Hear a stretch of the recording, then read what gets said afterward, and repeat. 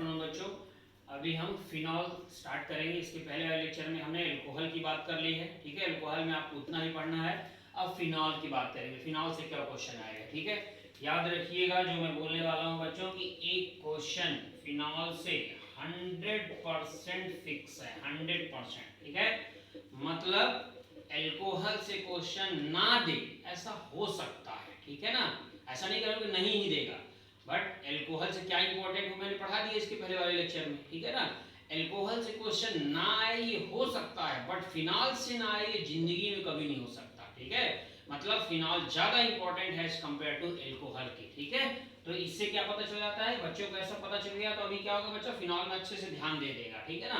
और मैं वही चाहता हूँ कि लास्ट में इंपॉर्टेंट पॉइंट्स पे बच्चा ध्यान दे मेरा स्टूडेंट, ठीक है। जिनको मैंने पढ़ाया अच्छे से साल भर उन्होंने बच्चों ने मेहनत किया है तो वो लास्ट में इंपॉर्टेंट पॉइंट पे ध्यान दे देंगे क्योंकि मार्क्स दूसरे बच्चों के कंपेयर बहुत अच्छे आ जाएंगे, ठीक है। इसलिए आपको हर एक चीज बता दे रहा हूँ। चलिए तो अभी फिनॉल की बात कर लेते हैं बच्चों, ठीक है। फिनॉल में फर्स्ट है यहाँ पर है ब्रोमिनेशन रिएक्शन है। तो ब्रोमिनेशन ये नॉन पोलर सॉल्वेंट की प्रेजेंस में है और ये पोलर सॉल्वेंट की प्रेजेंस में है। पोलर क्यों बोला क्योंकि वाटर पोलर होता है बच्चों, ये नॉन पोलर है, ठीक है। तो Br2CH2 दे दे या Br2CCl4 दे दे नॉन पोलर सॉल्वेंट की प्रेजेंस में।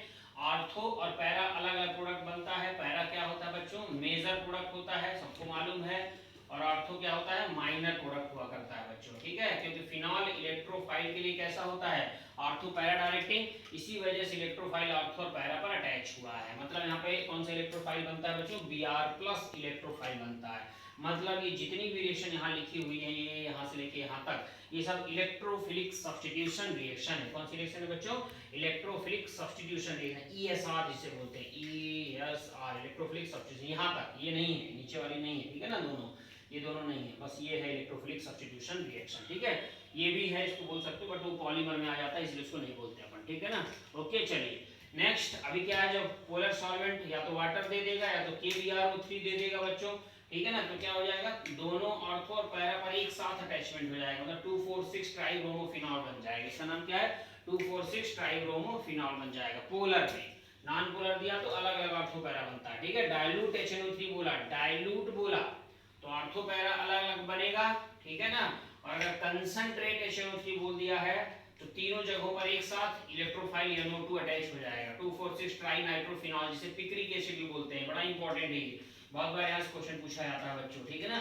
Picric acid 2,4,6 try nitrophenol concentrate में बनेगा, लेकिन ठीक है माइंड में यही रखने का, कंसंट्रेट। डाइल्यूट में क्या होगा, आपको पैरा अलग अलग बनेगा। लेकिन यहाँ पर जनरली कौन सा प्रोडक्ट मेजर हुआ करता है बच्चों, पैरा।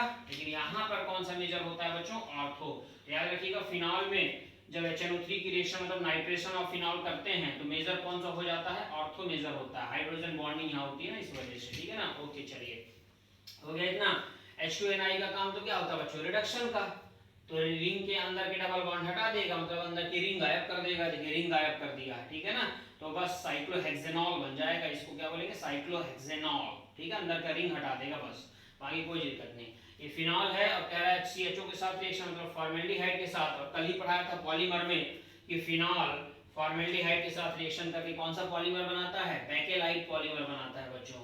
और ये कैसा होता है बेकेलाइट पॉलीमर, 3 डायमेंशनल या नेटवर्क लाइक स्ट्रक्चर होता है। अगर लीनियर बोल दे तो क्या हो जाता है, नोवो लाइक हो जाता है। ये कल मैंने पढ़ाया था, ठीक है। चलिए तक क्लियर हो गया। नेक्स्ट ओके चलिए, तो ये फिनॉल की सब रिएक्शन है बच्चों, ठीक है। इसके पहले जो पढ़ाया मैंने पूरा चार्ट बनाया था फिनॉल का वो और ये, ठीक है। इन दोनों चार्ट में से मतलब एक ये वाला चार्ट और एक इसके पहले जो अभी चार्ट पढ़ाया फिनॉल के रिएक्शंस का बच्चों, ठीक है। 100% एक क्वेश्चन रहेगा ही रहेगा, आपको भी मालूम है, मैंने बोल ही दिया कि फिनॉल इंपॉर्टेंट है बच्चों, ठीक है ना। तो चलिए देख लेते हैं। एक तरफ से FeCl3 न्यूट्रल FeCl3 है, फिनॉल का टेस्ट होता है बच्चों, NCERT में मेंशन है। वॉलेट कलर मिलता है, क्या बनता है बच्चों, C6H5O होल थ्राइस और Fe, ठीक है। फेरिक फिनॉक्साइड बन जाता है बच्चों।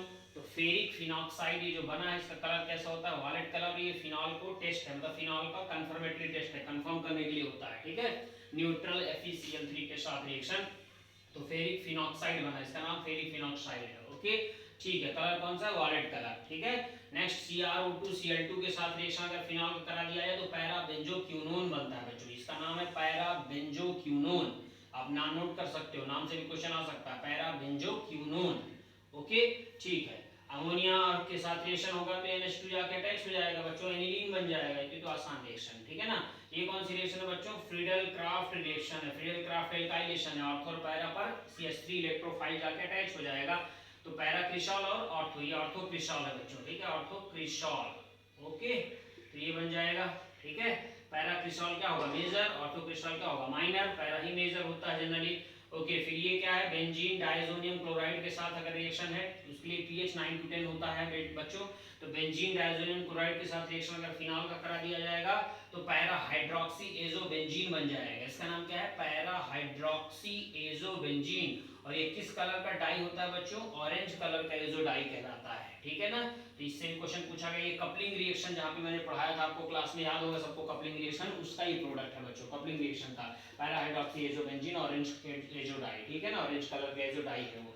नेक्स्ट, थायरिक एनहाइड्राइड के साथ अगर फिनॉल का रिएक्शन करा दिया जाए तो फिनोफ्थेलीन बनता है। क्या बनता है बच्चों? फिनोफ्थेलीन। बहुत बार पूछा गया है ये भी, ठीक है ना। ओके, नेक्स्ट, ये यूरोट्रोपिन है। फिनॉल का रिएक्शन यूरोट्रोपिन, CH2 को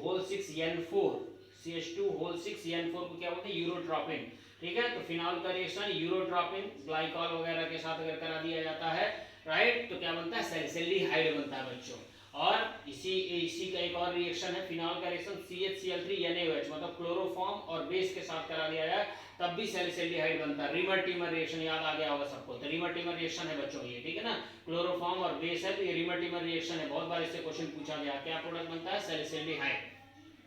लेकिन अगर जहां CH Cl3 मतलब क्लोरोफॉर्म है, वहां एक हाइड्रोजन हटा के एक और क्लोरीन लगा दिया जाए, मतलब CCl4 बना दिया जाए, तो फिर वहां सैलिसिलिक एसिड बन जाता है बच्चों। एल्डिहाइड की जगह पर एसिड बन जाता है, ठीक है।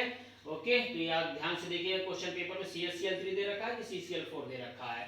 चलिए नेक्स्ट, NaOH और CO2 है, राइट। कोलवेज रिएक्शन का नाम आपने सबने सुना होगा। NaOH CO2 वही रिएक्शन है बच्चों। इसका प्रोडक्ट क्या रहता है? सेम सैलिसिलिक एसिड ही रहता है प्रोडक्ट बच्चों, NaOH और CO2 के साथ, ठीक है ना। नेक्स्ट है बच्चों फिनॉल का रिएक्शन। ये फिनॉल का टेस्ट है, ये जो लिखा है फिनॉल का टेस्ट है बच्चों, मैंने आप सबको पढ़ाया था, राइट। और तो इसको आप ध्यान से देख लीजिए। GRB के टेस्ट के नाम से पढ़ाया था मैंने आपको, ऐसे GRB, राइट। ग्रीन कलर, फिर रेड कलर, फिर ब्लू कलर अगर बोले फिनॉल के साथ तो वो फिनॉल का कंफर्मेटरी टेस्ट है बच्चों। तो फिनॉल का NaNO2 के साथ कंसंट्रेट H2 थोड़ा सा रहता है, NaNO2 के साथ रिएक्शन करेंगे तो पहला कलर क्या मिलता है? ग्रीन, या फिर ब्लू ग्रीन भी उसे बोल सकता है एग्जामिनर, ठीक है ना।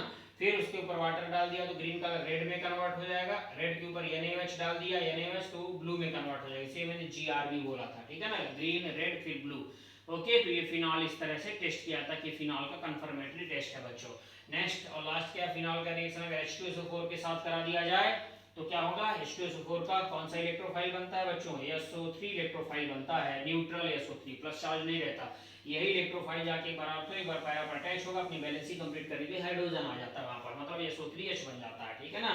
तो इलेक्ट्रोफाइल SO3H नहीं बनता, इलेक्ट्रोफाइल SO3 ही बनता है, ठीक है।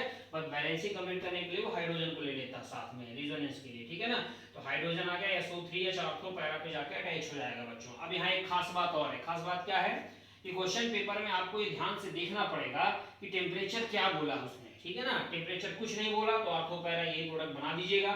लेकिन अगर उसने टेम्परेचर बोल दिया, टेम्परेचर 125 डिग्री से ज्यादा, 125 डिग्री सेंटीग्रेड से ज्यादा, थोड़ा नीचे करना इसको दिखाई दे, 125 डिग्री सेंटीग्रेड से ज्यादा बोला तो मेजर प्रोडक्ट आपको फिर क्या बोलना पड़ेगा? पैरा वाला, मतलब इसको टिक करना पड़ेगा, ठीक है। और अगर टेम्परेचर 125 डिग्री सेंटीग्रेड से कम बोला है तो मेजर प्रोडक्ट आपको ऑर्थो वाले को टिक करके आना पड़ेगा। यहाँ बहुत बहुत से बच्चे हम मिस्टेक करते हैं, अच्छे से अच्छा स्टूडेंट भी यहाँ मिस्टेक करता है, इसलिए इस बात को ध्यान दे रख लीजिएगा। आप टेम्परेचर जरूर देख लीजिएगा अगर फिनॉल का H2SO4 के साथ क्वेश्चन आया तो। अगर ज्यादा बोले 125 से तो पैरा वाले को मेजर बोलने का, और कम बोले तो ऑर्थो वाले। वैसे भी ऑर्थो क्या होता है? OH के कम में, देखो OH के पास में लगा, कम में लगा, ठीक है ना।